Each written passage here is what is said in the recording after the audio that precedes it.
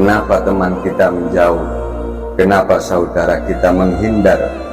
Mungkin perkataan kita, mungkin perilaku kita, tanpa kita sadari sering menyakiti orang lain tersebut.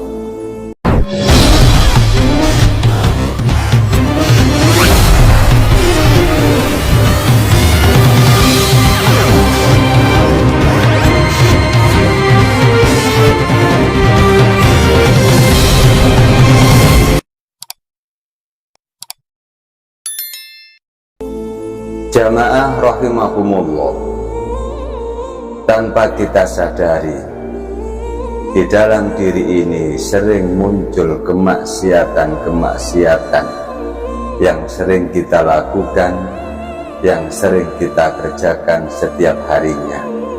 Apa kemaksiatan yang sering muncul di dalam diri kita ini? Pertama, yang termasuk lisan atau lidah kita.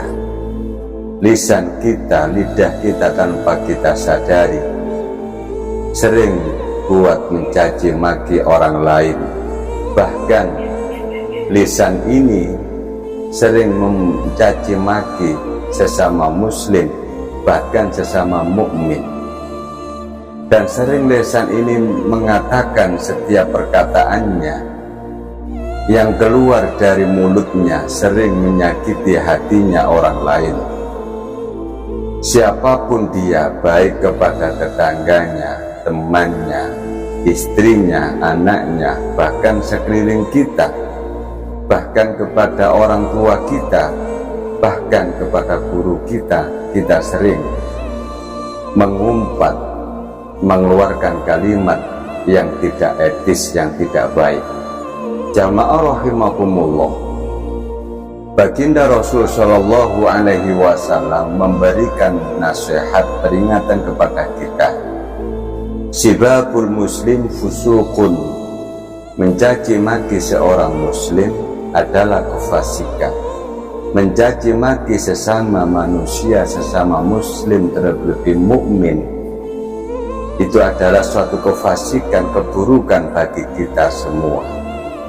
Bahkan buruk kita besok di hari akhir di persidangan Allah Subhanahu wa Ta'ala. Hadis ini menyebutkan perbuatan mencaci maki, perilaku yang mencaci maki seorang muslim atau orang lain termasuk sebagai kefasikan, keburukan, karena ia tergolong dosa besar.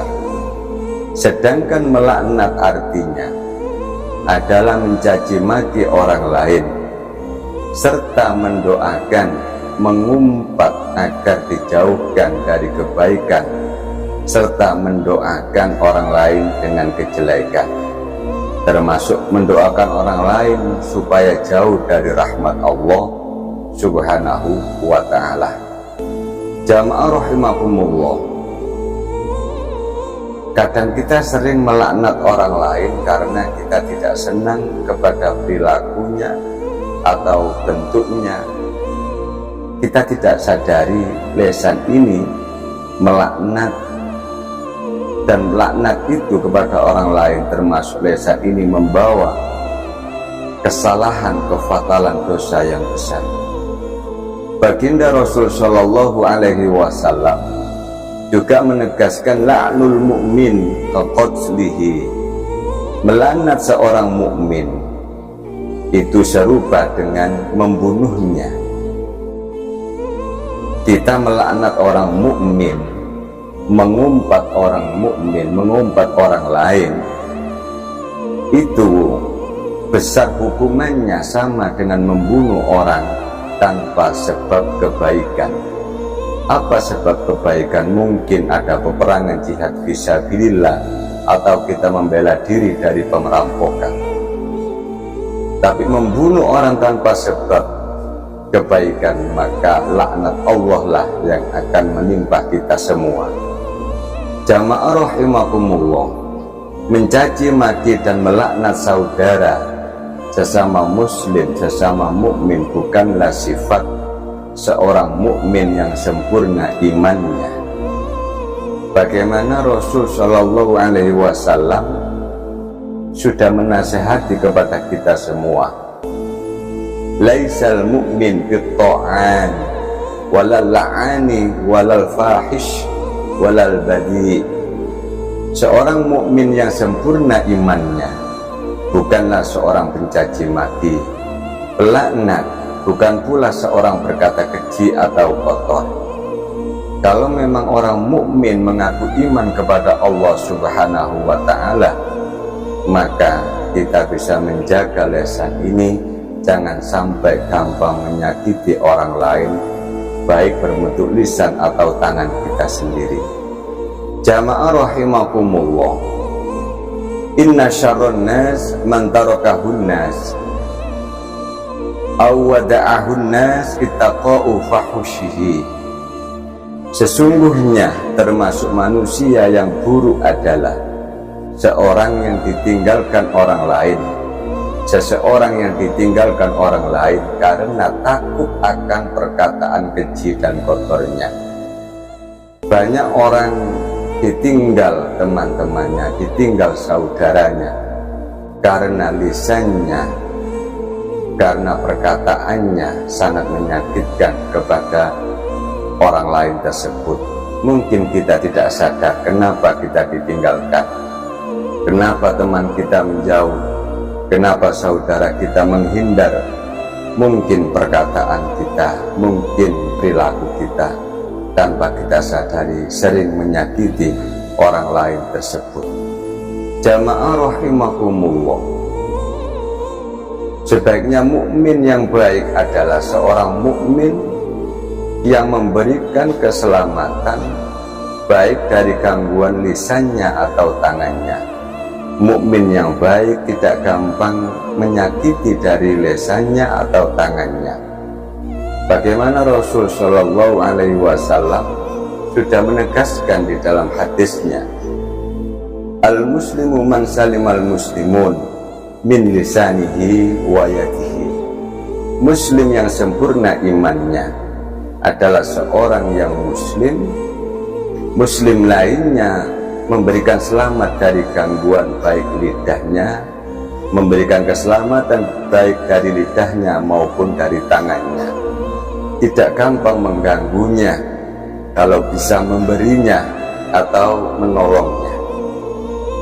Oleh karena itulah, marilah kita jaga lidah kita, menjaga lisan kita, jangan sampai menjadi sumber-sumber bencana bagi diri kita sendiri maupun sumber bencana bagi orang lain.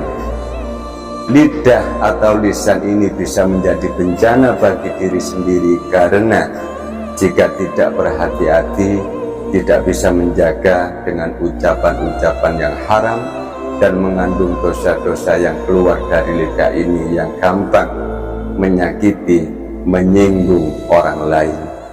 Jamaah rahimakumullah, Al-Imam Ghazali pernah berkata, lisan atau lidah adalah nikmat yang agung. Bentuknya kecil, tapi akibat yang ditimbulkan yang bisa sangat besar akibatnya. Lisan ini sangat kecil, tapi efeknya, akibatnya sangat besar karena atau sebab lisan kita masing-masing. Jamaah rahimakumullah, sebab kadang masalah lidah, masalah lisan bisa menjadi malapetaka, bisa menjadi pertengkaran, perceraian antara suami istri, dan sebab lidah bisa terjadi kerusuhan di mana-mana dan huru-hara dan lain sebagainya, kerusakan-kerusakan sebab lisan atau lidah kita masing-masing. Aktsaru khotoya bani Adam min lisanihi. Sebagian besar dosa dan kesalahan manusia anak Adam itu bersumber dari lidahnya. Jamaah rahimakumullah, tanpa kita sadari sumber-sumber masalah, sumber-sumber malapetaka, sumber-sumber dosa sering muncul keluar dari lidah atau lisan kita masing-masing. Jamaah rahimakumullah, sahabat Nabi Mu'ad bin Jabal radhiyallahu anhu suatu ketika bertanya kepada baginda Rasul sallallahu alaihi wasallam, Ya Rasul, apakah kita akan dimintai pertanggungan jawab atas apa yang kita bicarakan? Malah Rasul Shallallahu Alaihi Wasallam bertanya balik, wahal yakubun nas binnari ala wujuhim aw ala manakhirihim illa hasaidu alsinatahum. Adakah suatu yang menjerumuskan manusia ke neraka lebih banyak daripada perkataan yang diucapkan lisan-lisan atau lidah-lidah mereka? Jamaah rahimakumullah, ingat, setiap apa yang kita ucapkan dan kita kerjakan kelak akan dimintai pertanggungan jawaban kelak di akhirat di persidangan Allah Subhanahu wa ta'ala. Yauma tasyhadu 'alaihim alsinatahum wa aydihim wa arjulahum bima kanu ya'malun. Yauma tasyhadu 'alaihim alsinatahum wa aydihim wa arjuluhum bima kanu ya'malun. Pada hari ketika lidah, lisan, tangan, dan kaki mereka menjadi saksi atas apa yang mereka berbuat terhadap apa yang dahulu mereka kerjakan di alam dunia. Jamaah rahimakumullah, maka bahayanya lisan kita masing-masing. Marilah kita introspeksi, jangan sampai gampang menyakiti. Berpikirlah dahulu apa yang kita mau ucapkan, jangan kita berpikir setelah mengucapkan.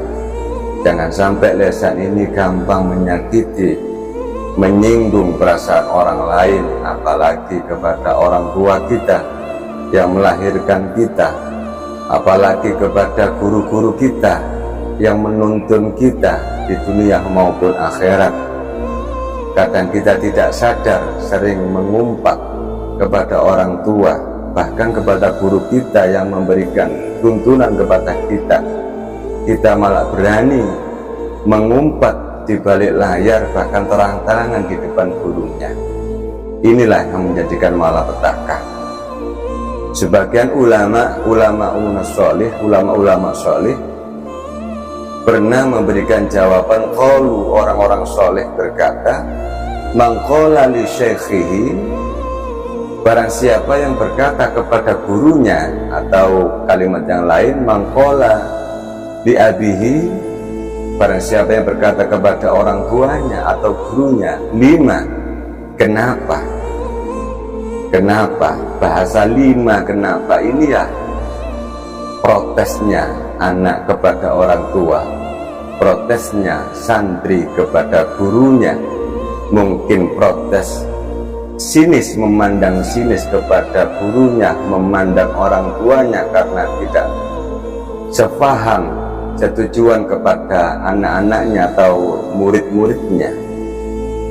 Bahkan ada pendapat yang lain, jangankan sepaham secara lisan, anak atau santri mengumpat lima kenapa di dalam hatinya, lima kenapa orang tuaku kok begini, tidak sama dengan tujuanku, lima kenapa dalam hatinya guruku kok tidak sependapat denganku.